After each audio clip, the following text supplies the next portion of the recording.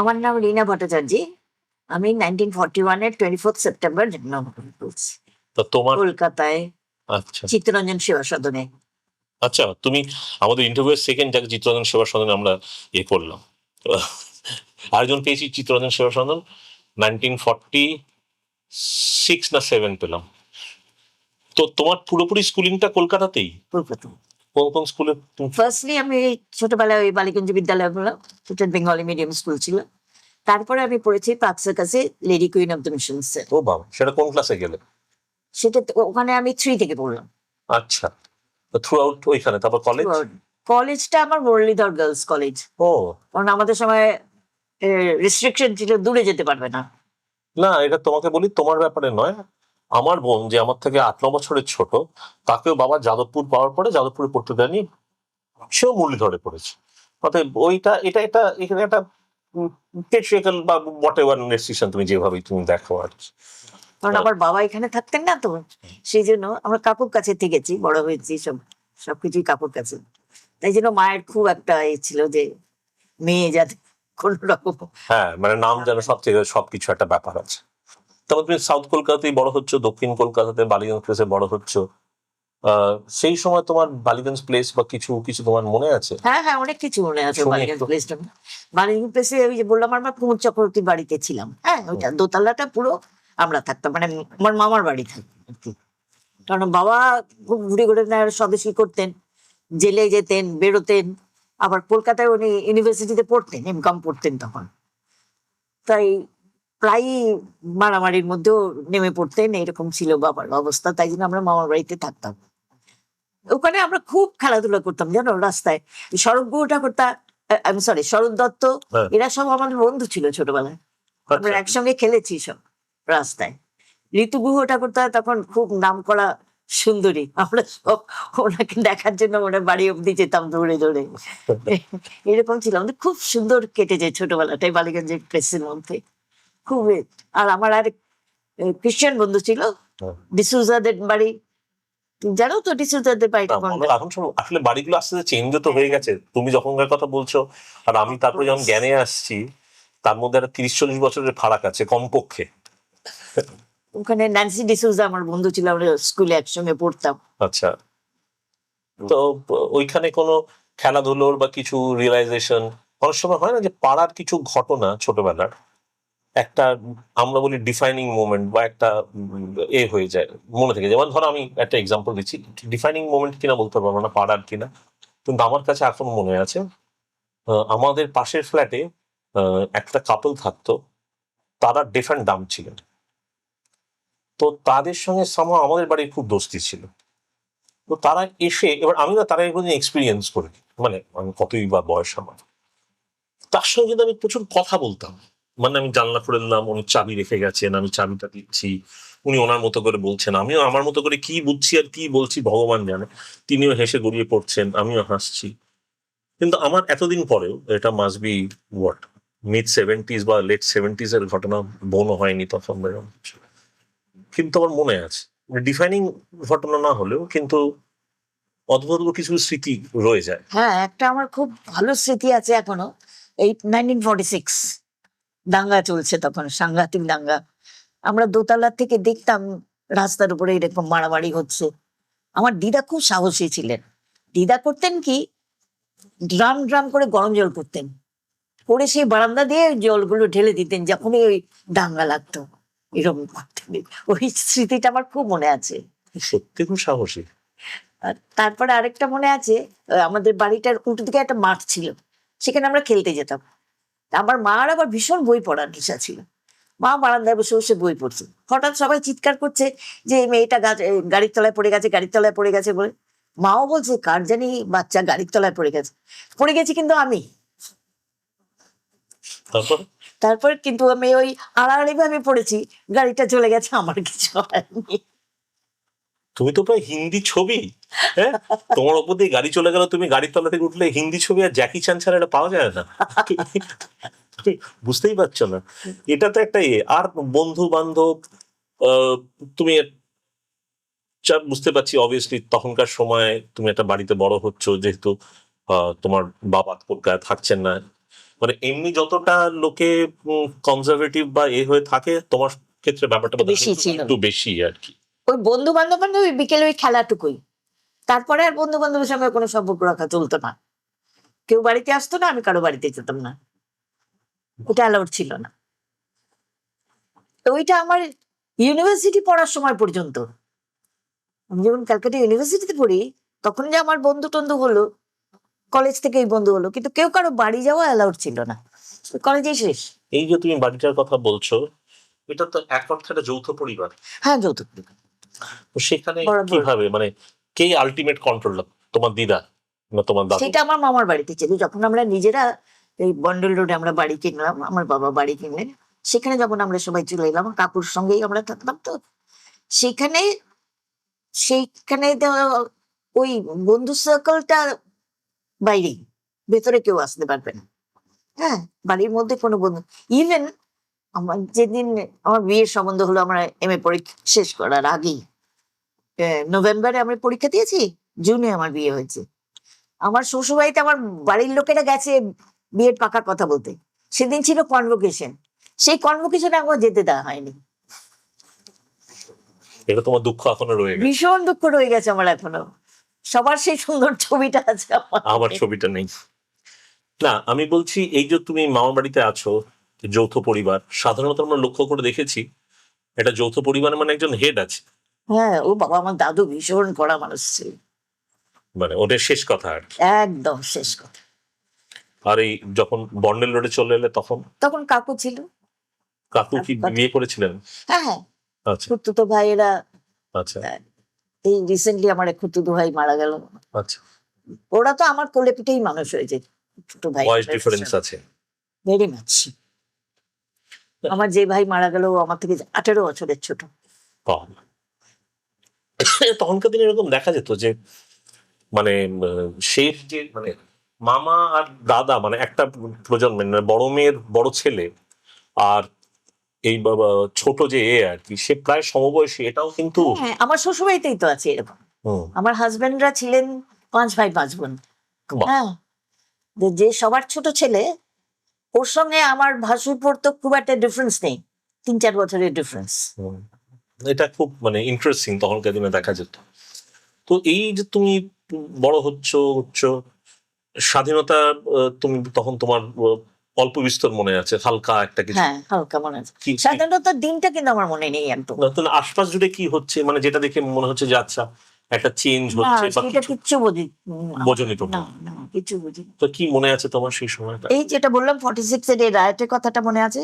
হুম। তারপরে আমার বাবাকে ধরে নিয়ে গেল, বাবা জেলে গেল, সেটা নিয়ে বাড়িতে খুব একটা তোলপাড় হয়েছিল, এইটুকুনি শুধু মনে আছে। তো তোমার বাবা কি মানে কংগ্রেসই করতেন? হ্যাঁ, তখন সবাই কংগ্রেস। কংগ্রেসই করতো। পরে বাবার বন্ধু হয়েছিল, খুব ক্লোজ ফ্রেন্ড ছিলেন বাবার, ভুবেশ গুপ্ত, আচ্ছা। কিন্তু খুব মানে ক্লোজ ফ্রেন্ড ছিলেন। কিন্তু তখন প্রথমে যখন বাবা যখন স্কুল, তখন তো এন্ট্রান্স বলতো বোধহয়, মাধ্যমিক পরীক্ষা যেটা। হ্যাঁ, মাধ্যমিক মানে হ্যাঁ। আমি যেটা আজকে শিক্ষা লাভ করলাম সেটা হচ্ছে যে আগে সবই ক্যালকাটা ইউনিভার্সিটি আন্ডারে ছিল। হ্যাঁ, সব ক্যালকাটা ইউনিভার্সিটি। তারপরে একটা সালের পরে 51 সাল নাকি একটা শুনলাম, ভুলে গেলাম, তারপরে সব আবার বোর্ডে চলে গেল। বোর্ডে গেছে। বোর্ডে এলো।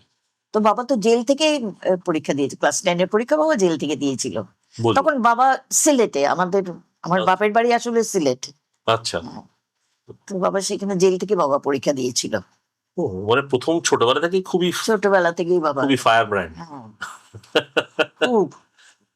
তোমরা ক ভাই বোন? তুমি? আমরা 1 ভাই 1 বোন ছিলাম। আচ্ছা, তুমি বড়? ভাই, হ্যাঁ, আমার ভাই নেই। আচ্ছা। তো তোমার এই হলো, কলেজে গেলে তুমি এই হলে, তখনকার তোমার যে যারা কলেজে গিয়ে তো বন্ধু হলো, তাদের দেখে তোমার কি মনে হচ্ছে, মানে একটা যে কিছু স্মৃতি বা কিছু বুঝতে পারতে যে দেখো তুমি একটা বাঙালি পরিবারে বড় হয়েছো, একটু যৌথ পরিবার, সব যারা আসছেন তারা কি একই ফ্যামিলি থেকে আসছেন বা একই ধরনের আলাদা হ্যাঁ কিছু চোখে পড়ার মতো? হ্যাঁ, আমরা কিন্তু যারা আমরা বন্ধুরা ছিলাম, আমরা 4 জন খুব ক্লোজ ফ্রেন্ড ছিলাম কলেজে, আমাদের প্রত্যেকের ফ্যামিলি এরকম ছিল। তবে একটা ডিফারেন্স ছিল, আমার রুট ছিল ইস্ট বেঙ্গল, ওরা সবাই ওয়েস্ট বেঙ্গলের ছিল, এইটা ডিফারেন্স ছিল। সেটাতে কি কোনো মানে কোনো একটা কোনো অন্য কোনো টের না পাওয়া? না, সেসব কিছু ছিল না। তবে কি, ধরো আমরা অনেক সময় খাওয়া দাওয়ার গল্প করতাম, রান্না বান্নার গল্প, সেইখানে আমি ডিফারেন্সটা দেখতাম। আমাদের বাড়ির রান্নার ধারা আর ওয়েস্ট বেঙ্গলের বাড়ির রান্নার ধারাটা আলাদা ছিল, তখন থেকে সেটা আমি বুঝতাম। বাড়িতে কি ধরনের রান্না হতো, মানে এটা তোমার মামার বাড়িতে প্রথমে কি ধরনের হ্যাঁ, কি ধরনের? একই রকম ছিল মামার বাড়ি আর আমাদের নিজেদের বাড়ি, মোরালেস সেম টাইপ ছিল। তবে আমার ওই ছিল, ঠাকুমা ছিলেন আমার। আচ্ছা হ্যাঁ, তো ঠাকুমার জন্য আলাদা রান্না হতো তখনকার দিনের। আচ্ছা। সেই ঠাকুমার জন্য রান্না করে মা স্নান টান করে এসে তারপর মাছের ঘরে রান্না করতেন, এটা নিয়ম ছিল।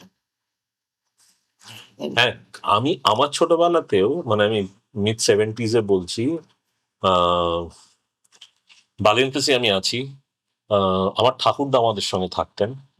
আমার ঠাকুরদা চিকেন ঢুকতে দেবেন না, মানে সেটা নিয়ে চিকেন, তখন হ্যাঁ চিকেনটা হ্যাঁ, আমার শ্বশুর বাড়িতে ছিল হ্যাঁ তাই, চিকেন ঢোকালে মুরগির ডিমও ঢুকবে না। মানে এর অনেক ঝামেলা হতো। আমি একবার অসুস্থ হই খুব ছোটবেলায়, তো সামহাও ডাক্তার বলেছিল খেতে হবে বা লিভার খেতে হবে, রক্ত কিছু একটা ব্যাপার ছিল।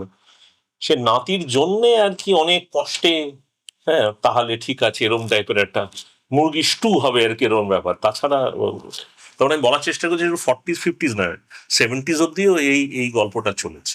হ্যাঁ, 60s তো বটেই। আমি আমার শ্বশুর বাড়িতে গিয়ে দেখেছি, আমাদের বাড়িতেও হতো না মুরগি বা মুরগির ডিম, আর আমার শ্বশুর বাড়িতেও হতো না। আমার শ্বশুর অসুস্থ হলেন, তো উঠোনে স্টোভ জ্বালিয়ে ডিম সেদ্ধ করে দেওয়া হতো ওনার জন্য, বাড়ির রান্নাঘরে ঢুকবে না।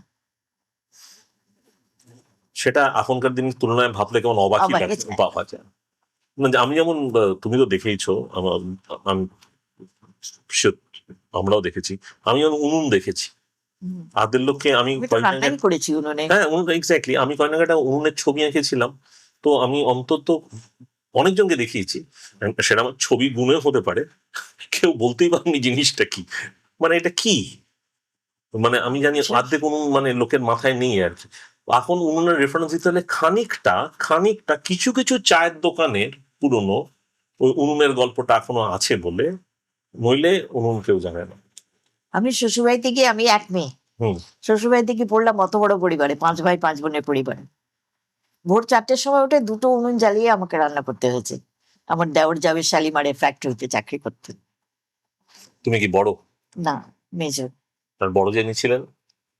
আমার বিয়ের কিছুদিনের মধ্যেই বড় আলাদা হয়ে গেল, ও, ওদের পুরোটা তুমি ডিফ্যাক্টো বড় হয়ে গেল। ডিফ্যাক্টো বড় হয়ে গেল। ও, পুরো দায়িত্বটা তোমার ঘাড়ে এসেই পড়ল। আর কেউ তখন আমার জন্য উঠতো না 4টের সময়, আমার শ্বশুর মশাই উঠতেন। শ্বশুর মশাই উঠে আমার সঙ্গে সঙ্গে থাকতেন। এটা খুব, তুমি কথাটা বললে এই এরকম একটা ভীষণ কেয়ারিং গল্প আমি নানান ভাবে নানান বাড়িতে ফেরত এসছে শুনেছি। কিন্তু ভীষণ strict ছিল, একা আমাকে বাপের বাড়ি আসতে দিতেন না কখনো। তো সেইটা আবার আমার বিয়ের পরে আমার যে বন্ধুরা ইন্টারকাস্ট বিয়ে করেছে, কোথাও আমার যেতে দেননি। সেটা দেখো তার পয়েন্ট অফ ভিউ থেকে হ্যাঁ, ঠিকই আছে, কিন্তু সেই ভীষণ সময় দাঁড়িয়ে caring ছিল, তুমি কিছু। ভীষণ বাস্তব। আমার মা বিয়ের পর ওয়েলিংটন স্কোয়ারে বাড়িতে ছিলেন, আমাদের ওয়েলিংটন স্কোয়ারে একটা বাড়ি আছে। তো মা বলেন যে রান্নাঘরটা 3-4 তলায় ছিল, মানে একটা ছাদের ঘরে রান্নাঘর ছিল আর কি।